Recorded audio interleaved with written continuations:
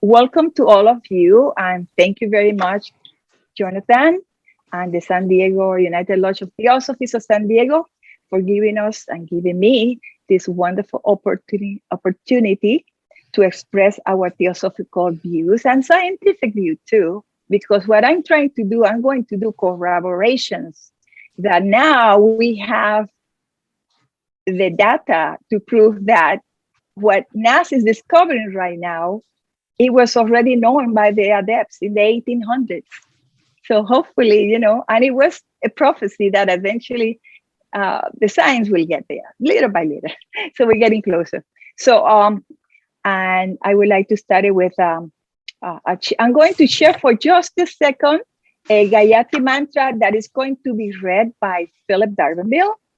And Philip Darby, as you know, he's an old-time theosophist, and he is also the co-founder and president of the Living Wellness, which is a wonderful organization. And they are his director, producer, have done a lot of things. But let me just share just this one, so that we can start with that. And then after that, I will continue with the program. And after that, we're going to have Keith Pritzker.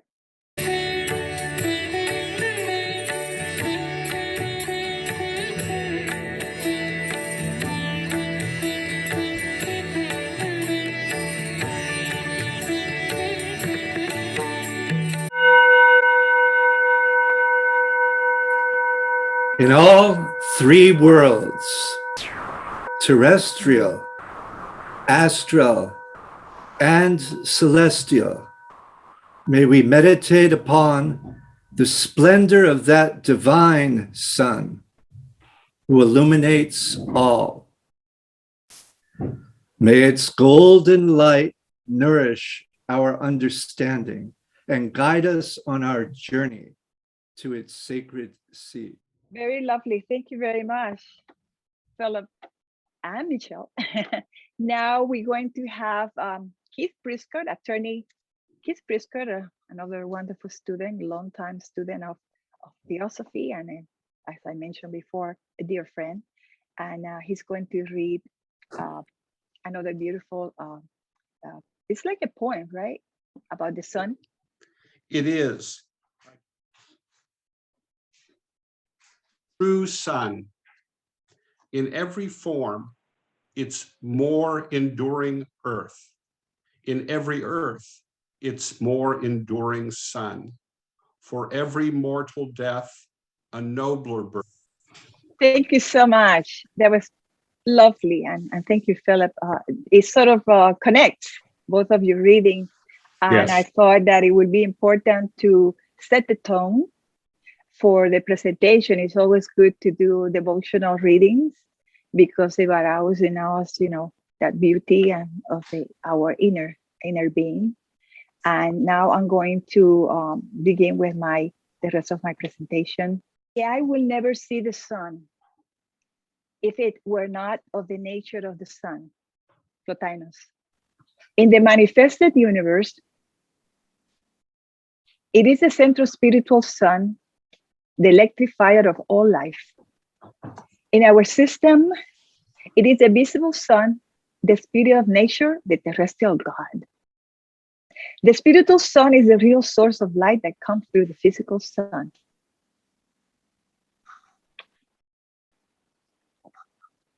There are two fires and a distinction in between them in the occult teachings. The first, or the purely formless and invisible fire, concealed in the central spiritual sun, is spoken of as a triple metaphysically, while the fire of the manifested cosmos is septenary through both the universe and our solar system.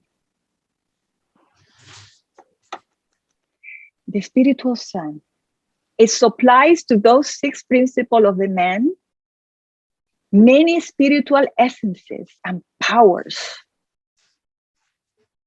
He should, for that reason, think of it and not confine himself to gazing at it.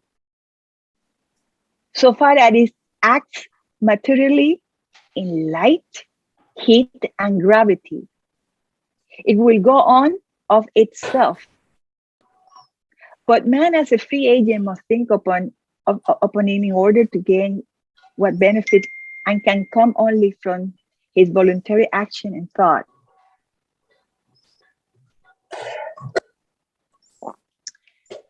This is the interesting part. I love this part. The sun heart of the solar world. The sun is the heart of the solar world or the system, and his brain is hidden behind the visible sun. From hence, sensation is radiated into every nerve center of the great body, and the waves of life essence flow into each artery and vein. The planets are its limbs and pulses. This part is beautiful because, as I mentioned at the beginning, as above, below. So everything we have inside us is sun, a moon. And as you see, we have a heart. The sun have a heart. We have arteries, and the same, everything applied to us. So we are an emanation of this wonderful source of life. And remember that every planet have all the materials, especially from the sun. I was just going to mention that what is the sun? What is the planet?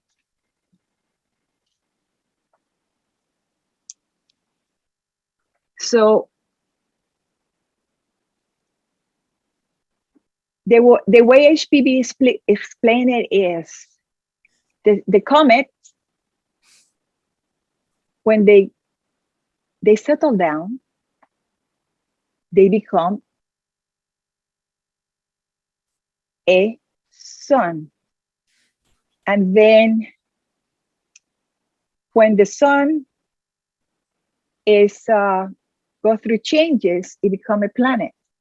So in every planet, there is also a sun. So we have this connection. And it's beautiful thing that we have all that within us and how to awaken it. So central sun, the Eastern initiates maintain that as the supra divine essence of the unknowing, absolute is equally in every domain and plane. The central sun is simply the center of the universal life electricity, the reservoir within which that divine radiance, already differentiated at the beginning of every creation, is focused. Though still in a laya or neutral condition, it is nevertheless the one attracting as also ever emitting life center. So we are position number 4 from the sun. So that is the sun, Mercury, Venus, and the Earth. And a lot of the things have to do with number 4, because we are in the 4th round, but we are in the 5th phase. So you're going to see a lot of the 4 and the 5. As we know, we have 5 senses and 5 fingers in the hands and everything. And we have 4 elements and not 5. In the future, we will also see the ether, but we are not there yet. And then the spirit beyond manifested nature is the etheric breath in its absolute unity. In the manifested universe, it is the central spiritual sun, the electrifier of all life in our system. It is the visible sun, the spirit of nature, the terrestrial God. And this is a quote from NASA.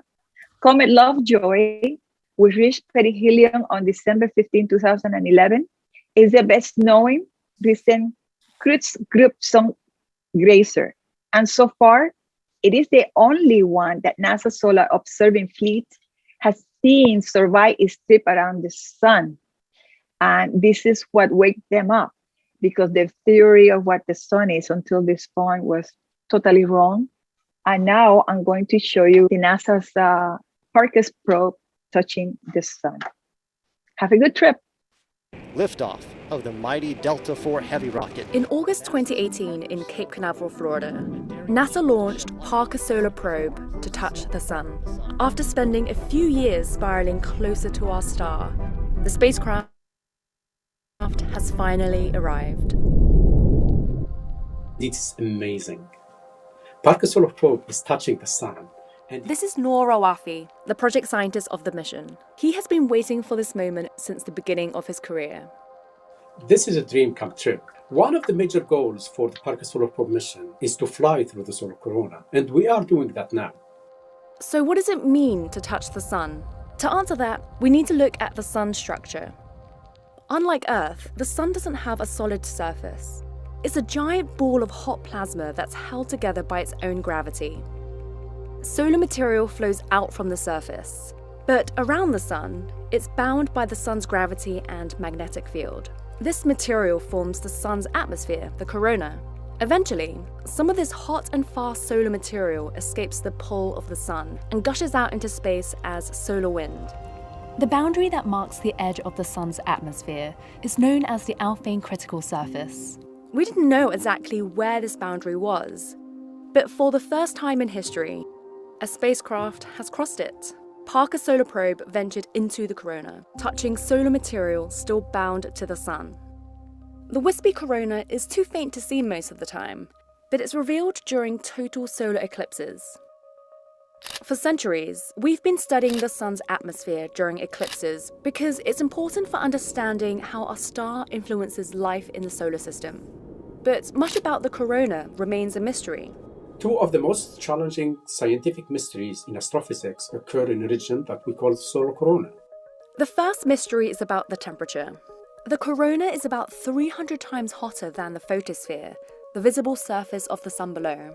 Secondly, there's a constant stream of particles flowing from the sun known as the solar wind. It accelerates up to millions of miles per hour out of the corona, and we don't know how.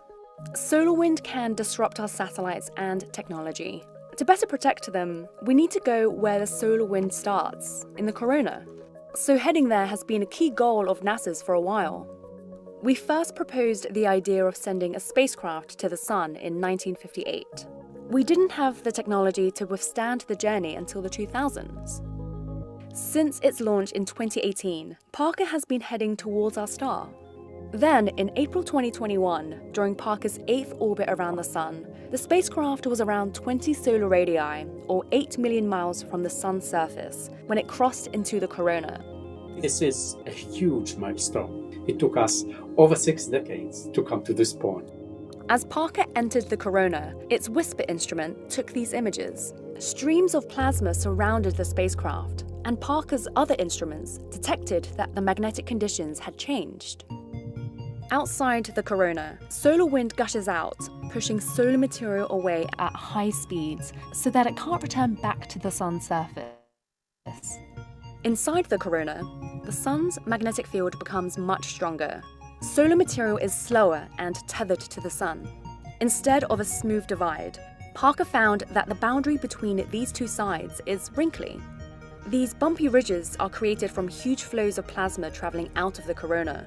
Scientists are not sure why this happens, but as Parker gets closer, we're finding more clues. Before entering the corona, Parker had seen kinks in the solar wind where it would momentarily double back on itself. Scientists called these features in the solar wind switchbacks, but no one knew how or where they formed. In 2021, the spacecraft finally tracked switchbacks to one of their origins. As Parker got even closer to the sun, it detected bursts of switchbacks. Scientists traced these bursts all the way to the visible surface of the sun. Here we see distinct cells. As heat rises beneath, these convection cells churn and create funnels of magnetic energy above the surface. Scientists found that switchbacks form inside these funnels before rising into the corona and beyond. This is only one piece of the switchbacks puzzle though. Exactly how they form is still unknown. Over the next few years, Parker will keep looking for clues as it explores our sun, the only star we can study up close. The sun is also the only star known to support life.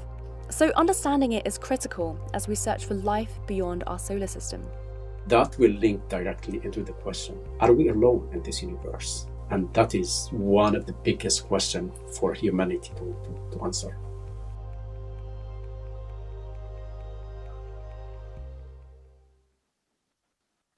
Well, what do you think? It was quite interesting. And it's just magnificent how we can see now things, right? And they are so far away in space, but we had that opportunity. I was going to mention that I'm going to read to you what NASA say they found. And then after that, I'm going to read to you what the Mahatma said. Measuring a day on the sun is complicated because of the way it rotates. It doesn't spin as a single solid ball. This is because the sun's surface isn't solid like Earth. They got that right. Instead, the sun is made of super hot, electrically charged gas called plasma. This plasma rotates at different speeds on different parts, and its equator, the sun completes one rotation in 25 Earth days. At its pole, the sun rotates once on its axis every 36 days. So the Mahatma, in the Mahatma letter, I have found this quote. To close the subject, the coronal changes have no effect upon the Earth's climate, though a spot, meaning the sunspots, have. And back then, there was a professor named N. Lockyer, and they said that he was mostly wrong in his deductions. The sun is neither a solid, not a liquid, not just a gaseous globe, but a gigantic ball of electromagnetic forces. The storehouse of universal life and motion, from which the latter pulsate in all directions, feeding the smaller atom as the greatest genius with the same material until the end of the Mahayuga. So there is a discrepancy in views, but the masters predict that eventually they will get, but there is one problem. In the Mahatma letters again, passing as the comets do through a reflection, no wonder that the said vapor have no visible effect on these light bodies.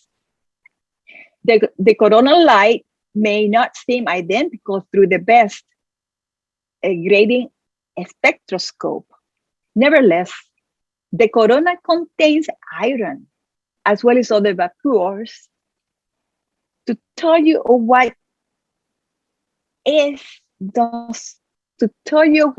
does consist is idle, since I am unable to translate the words we use for it, and that no such a matter exists, not in our planetary system at any rate, but in the sun. So that posed another very interesting question, and how the scientists will be able to detect that, something that they can detect because it's only in the sun. And they're limited about what they can do in the sun. So now we're going to go into the second part of this presentation, which is the winter solstice. This is the magical time of the year. And this is the time in which solar cycles of initiation and tests of all kinds take place as antiquity presented. This is the time in which the solar gods were usually worshipped in Egypt, everywhere. The Aztec, the Mayans, and as you know, they even created these amazing monuments. You could see some of them in this page. In this page, all these magnificent symbols, Stonehenge, the Mississippi is what is called that. In Mayan and Aztec, they all have pyramids. Not only Egypt have pyramids, which is quite interesting. And they all use it for initiations. And also to all of them are lined up with the Orion constellation. So that when the sun comes 4 times, right, for the 4 seasons, it just goes through there. And in Washington, we have a monument there that also, obelisk, yeah, they also serve as one of the places in which you can detect the 4 seasons as well and changes of the sun. Since the beginning of history, man have observed and tried to understand the movement of the sun, the moon, and the stars. And around the world, we have evidence of their efforts and continue to build on what they learn. But we have a long way to go. For the equinoxes and solstices, the periods and various phases of the solar course, astronomically and numerically expressed, are only the concrete symbols of eternal living verity, though they do seem abstract idea to uninitiated mortals. You know, it's quite interesting that we go the sunrise, sunset, but what it moves is in the perihelion and the 4 seasons. The one that is doing the moving is the Earth. So the solstice, it stands still, is what they call it, of the sun during this time of, especially the solstices, right? It's just an our illusion. It's not objective, but it's our point of view because we're down here. But actually, it is the Earth, the one that is moving towards the sun, and it gets closer to the sun because it goes around, right? The sun doesn't move. The master state is basically motionless. So it's sad that we have to break this, the romanticism on this poetical way of viewing our 4 seasons and how the sun works or the earth works. And in autumn and winter, it is symbolized as the yin, the femaleness, the darkness, passivity, and absorption. And as you notice in the yin yang, there is always positive and negative. The white have a dot and the black have a white dot. That's the balance of life. And during the solstices, which we experience either, you know, in this time will be on the 22nd, the longest night of the year. And as you know, in summer will be the longest day because they are in balancing. And then the yang, which we can experience activities, which is the spring and summer, is considered heaven, maleness, light activity. These 2 complementary forces make all aspects and phenomena of life. And in fact, it's not only with the planet, but do you know that they are our food, a vegetable, they also have that yin yang effect. And that's why they recommend that you should get fresh food from the season because now with the climate change, it's kind of hard. But they're supposed to guide you of what you're supposed to be eating because it's those energies, the yin yang that you need it. You need the yin for activity during the yang, during the summer, and then during the yin, you're supposed to be more like meditating, retrospecting, going into your cave to wake up that beauty within. And the food should be in according to that as well. Now I'm going to show you a wonderful clip of Joseph Campbell, and I call it a planet's prophecy because he recorded this so many years ago. And you might think, my goodness, we're going through that right now. How can he saw it? So I hope you enjoy it. You can't predict what a myth is going to be any more than you can predict what you're going to dream tonight.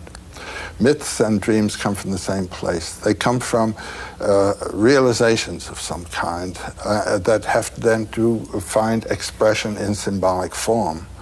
And the only myth that's going to be worth thinking about in the immediate future is one that's talking about the planet, not this city, not these people, but the planet and everybody on it. That's my main thought for what the future myth is going to be. And what it will have to deal with will be exactly what all myths have dealt with. The maturation of the individual, the gradual, the pedagogical follow from dependency through adulthood to maturity and then to the exit, and how to do it. And then how to relate to this society, and how to relate this society to the world of nature and the cosmos. That's what the myths have all talked about. That's what this one's got to talk about. But the society that it's got to talk about is the society of the planet. And until that gets going, you don't have anything. There's that wonderful photograph you have of the Earth seen from space. And it's very small, and at the same time, it's very grand. You don't see any divisions there of nations or states or anything of the kind. This might be the symbol, really, for the new mythology to come. That is the country that we are going to be celebrating. And those are the people that we are one with.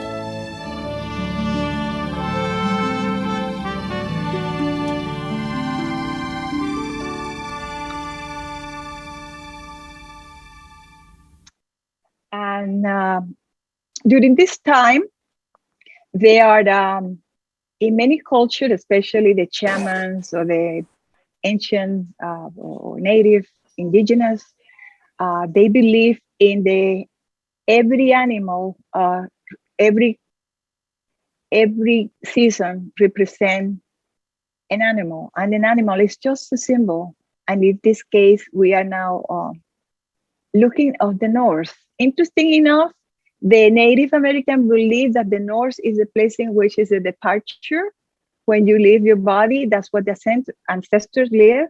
But at the same time, at the beginning of the golden era, the north was where we were born. And someday that will be everything will reverse.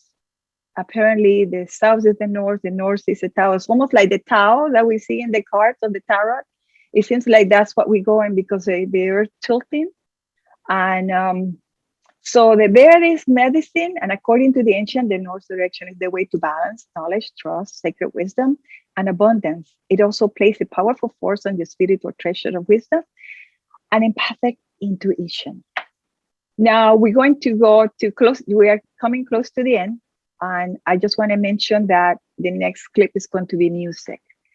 And HPV said that the sixth is the playing hands come all inspiration of art, poetry, and music, high dreams and flashes of genius. And you wonder why Mozart, Vivaldi, Beethoven wrote the way they did, and those magnificent painters, right? It has to do that when you are there, you're connected with the music of the sphere, you're connected with everything. And Pythagoras used to say he didn't admit anybody to his school unless they knew geometry, mathematics, and music. That were the three most important requirements to enter into the school, because remember that everything is a number. What they say, God geometrizes is what Pythagoras used to say. Now we're going to, you probably are familiar with Vivaldi. He was an Italian composer, and he wrote the famous Four Seasons. And he died in misery, unfortunately. Most of the great musicians have, and the same with painters, and they be taken advantage of by the church or by the royalty. Many of his composition was written for all the female music ensemble of the Ospedale della Pietà, a home for abandoned children. So he did free classes for them. So he was and he was also a priest. So he was a magnificent person. Now let's listen to the Four Seasons. So this is the last of the composition, which is Winter.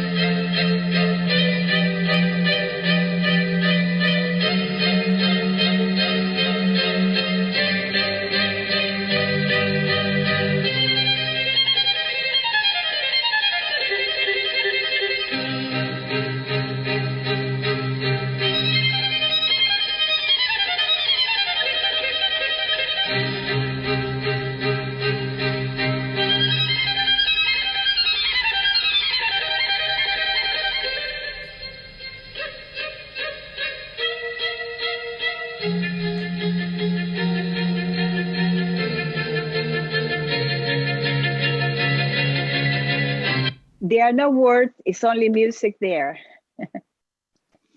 Now we're going to continue with, this is going to be the end of this presentation, and then we want to open to questions, comments, and it's going to be by Michelle Darronville, actress, producer, co-founder of the Living Wellness, and a dear friend.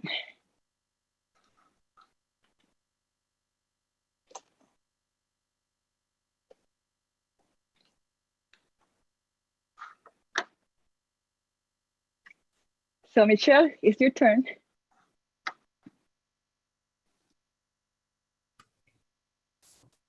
A Howling Necessity, Cry Out in Your Weakness by Rumi. A dragon pulled a bear into its terrible mouth.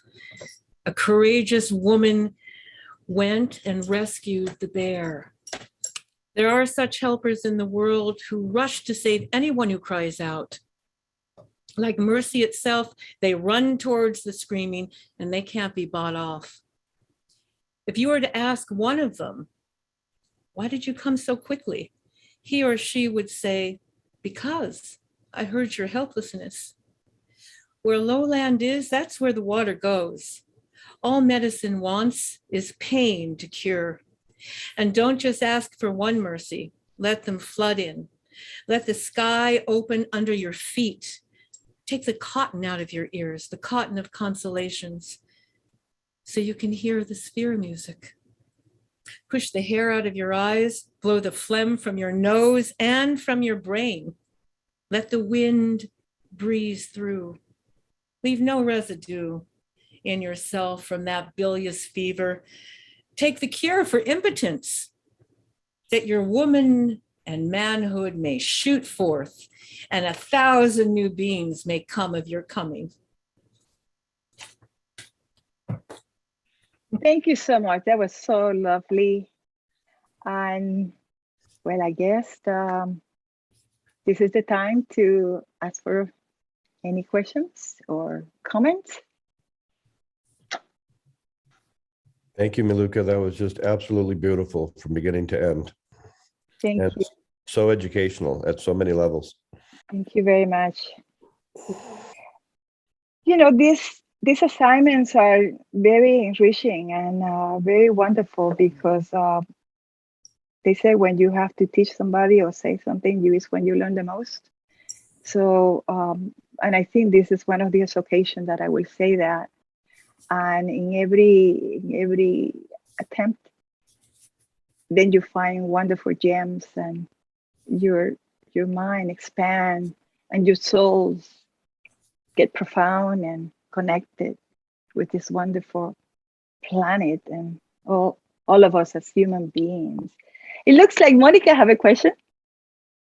Yes, thank you so much for this, Miluka. This was just gorgeous. I have I guess I could call it a twofold question. We know that in an earlier slide, you talked about this being a time of initiation for the winter solstice. And so my question is, do you think of all the seasons that this particular season comes with it greatest challenges for people? And coupled with that question, or maybe the answer is for this next one as well, with the project that went to the sun, did you hear of any issues in the aftermath of that project in terms of the people involved and what they may or may not have experienced psychologically in taking such a journey? Did you hear of any impact they experienced? Okay, the number one question was about initiation, correct? So as far as the initiation, Yes, this is the time, actually, the solstice. The equinox is important because it's the beginning. But then when you come to this is the solar, this is when the solar gods start being tested. This was performed in the pyramids and other places all over the world, but we know the most about the pyramid. So they go into this journey. I think it was at the Queen Chambers until they reach the level to the king, if they make it there. It's very hard. Some of them even die in the attempt. And if you make it, then you are able to connect with that solar energy and become an initiate. But I have to tell you that you have to go like Pythagoras did. He went to so many schools. He went to India for 22 years and then became a teacher. And then when he left India, he went to Egypt. Egypt was the toughest of all because you have to be the Chaldeans and India. The mystery school, in the golden era, HPV talks about that. Everybody knew about the mystery school.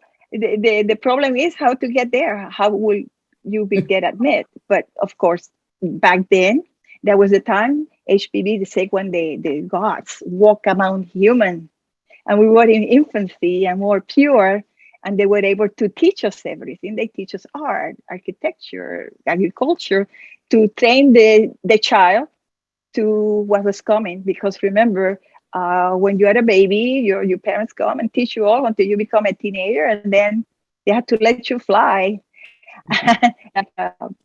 Some poets say you have to let go of your children so that they can fly with their own wings. So that's what they did. And so we have learned all this long time ago. The thing is that humanity right now, HPV say we are in a teenagerhood, cycle still. We haven't matured completely, but we will. I mean, others, some people more than others. And that's why people are so doing the things they do, all this experimentation and craziness. But as far as the initiation, I don't know where. Actually, she'll be back. Okay. Well, great presentation. So much work, so much creativity. Yes, incredible details. Yeah, so much genius connections made at all these levels. Amazing. We loved it so much, everybody. Yeah, We love being together with you so much. Hi, Monica. Did we lose Monica? Hi, Michelle. Hi, Philip. I'm just texting Maluka right now to let her know. So many things came up during this presentation as well. Remember the teachings that are mentioned in the Secret Doctrine about Vak? Yes. Power harnessed during previous cycle that it really sounded akin to what we have today as the atomic bomb, but it was being able to harness the energy, electromagnetic energy of the sun, and they would focus it so intensely that you would just like whatever it was put on would disappear. And the sixth level, now we say we're developing the sixth sense and we're coming around to intuition and all the arts and all the things that insights, inventions, and one would think insights into our own innermost nature and all around us would be tied in part and parcel with that. So I'm wondering what meditation, we had some beautiful references, could be conducive to really centering in that solar center. Which part of the presentation kind of reminded you of the idea of Vak? Because remember how in the Secret Doctrine, there's those 4 different levels of Vak, right? Thank you for reminding me about that. No, each one is kind of a further expression of the other, remember? And it starts at the most subtle level and universal. And it finally goes down to the lowest level. And I remember the names of all these. but it comes Yes. down to our speech. Speech. Yeah, the lowest level, the most practical or the most real to us, in terms of communication is speech, and that's a certain one of those levels of Vok. I wonder if it has anything to do with Kototama, the eternal power of the universe. It's that the voice act through the voice. The source of sound. And in the most subtle way. Through what's called, you can look it up, Kototama. And what tradition is that in relation to? Sorry. It is Japanese culture. Okay, it's Japanese. Yeah, sure. Mm-hmm. Koto is a Kototama. Yes. Yep. Kototama. Yes. And it has to do, it's the vibration. That's what I was trying to say. So it's the vibration of the voice and how we connect with each other, the universe. And by the way, just so you guys, I just had a message from Maluka. So there's a little bit of a network failure and she's trying to come back. Okay. Thank you for the update. Mm-hmm. Kirk or Dean? Well, since the subject of Vok came up, we were just reviewing that teaching, and the 4 levels are Para, Pasyanti, Madhyama, and Vakari. And the Vakari Vok is, in the secret doctrine, is given that which we utter, but it's also the most differentiated level of manifestation. So the four forms of Vok, the Para form being associated with Parabrahm itself, in which we find in the voice of the silence, the soundless sound, right? Vok being a reference to sound. And in the writings of Professor Iyer, we find it articulated as being the most transcendent, going beyond Manvantras and Pralayas both. That all in which everything is resolved. And then the Pasyanti form being the Logos, the Madhyama form being the light of the Logos, which then descends through various levels, as we know, to become our manifested universe, the Vakari Vok. And again, that the idea that the way he summarizes it in his article, his talk on Aquarian harmony, is with the term Akasha Vok, that Akasha spans all 4 levels and unifies them, synthesizes them. And that also, that is what the Bodhisattva does, right? Becomes the bridge by which the unmanifest unity is expressed in time and space and through embodiment. Thank you. Anyway, just thought I'd... what a wonderful summary of that article, Aquarian Harmony, did you say? Yes. Yep. Miluka, you're back? Yeah, I started talking about initiation and the network kicked me out. So maybe I'm not meant to say too much about initiation. So, I don't know. But just briefly, one of the things that I remember, Pythagoras tried to get into the Egypt many times, and they keep rejected him. He said, "I'm here to learn," and he said, "It's not intellectuality. We don't teach intellectuality." And he said, "But I want to learn." They say, "No, you have to do certain things, certain breathing. You have to feel it. You have to know it. You have to be it." So he finally, after, I think it was the 3rd time, he decided to, okay, I'm going to do all the instructions. And then he came back and said, "You're absolutely right. I feel it." It's almost like what they say, light in the path. You have to become the path yourself to be able to develop that higher form.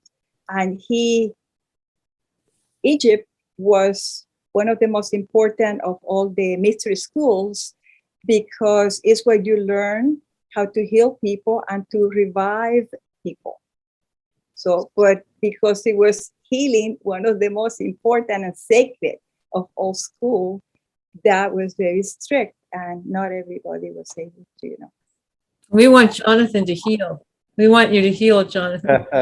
Yes, absolutely. I mean, Totally. Kriya Sakti, manifest now.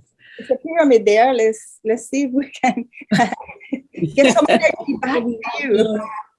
But as far as the other question, and it was about this time of the year, is that correct, Monica? Yeah, the NASA Parker's probe, the solar probe. I was just curious as to whether there was any feedback about possible experiences psychologically or any other kind of way. Okay, well, the probe is actually a robot that is being sent to space. Okay. I thoroughly misunderstood that. It's okay, no, because we did have, but we have, of course, astronauts that went to the moon, and they are going around space, and we have the landing of Mars. Well, yeah, this I was understanding, but I was thinking that the vehicle didn't actually land, but got closer to the orbit, and so I was thinking they must have been impacted some kind of way. But okay, moving on. Yeah, I know, but that robot is going to do other things. It's magnificent that they were to send something up there.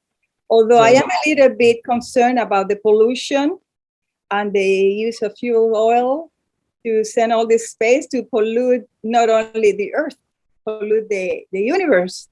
Then on top of that, I remember reading one time that when there is explosion, you are waking elementals that they were not ready to be here yet. So there are many aspects that you have to question the way science is handling this. I know that they have to find the answers sooner or later.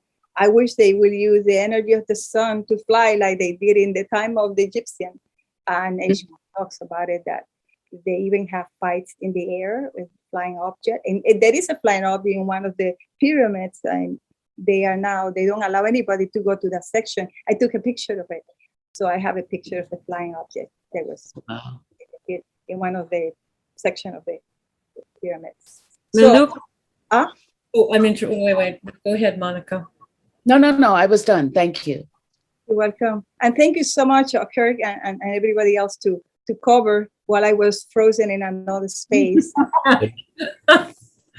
Maluka, I wanted to thank you so much this year, and Jonathan, for everything you guys brought us. And not to mention bringing us together, which is really hard to do. And so in a way, the silver lining of the pain, the difficulty this year has been, this. And also, having Philip participate with everyone gives me great love joy. That's great. But I feel so moved by you, Maluka, so much. I want to share that. Yeah, we are. So much. And I feel the same way. I mean, connected with you, all of you, and old friends and new friends. It is such a joy. And this pandemic, yes, it's separated physically, but I thought it brought it together in other dimensions. Yes. Because I don't know if a lot of the lodges that now they're doing Zoom all over the place. We have done it without the pandemic help because, we're used to the physical. But this is a test. And this is a way to prove that no matter how difficult the situations are, we can always find a way to promote the teachings of the masters and try to be inspirational in whatever we do, and even if it's small amount. Like Mother Teresa used to say, do not try to do big things, do small things, great love. Yes. I think we're kind of at the end. Thank you very much, Jonathan. Thank you for joining us again.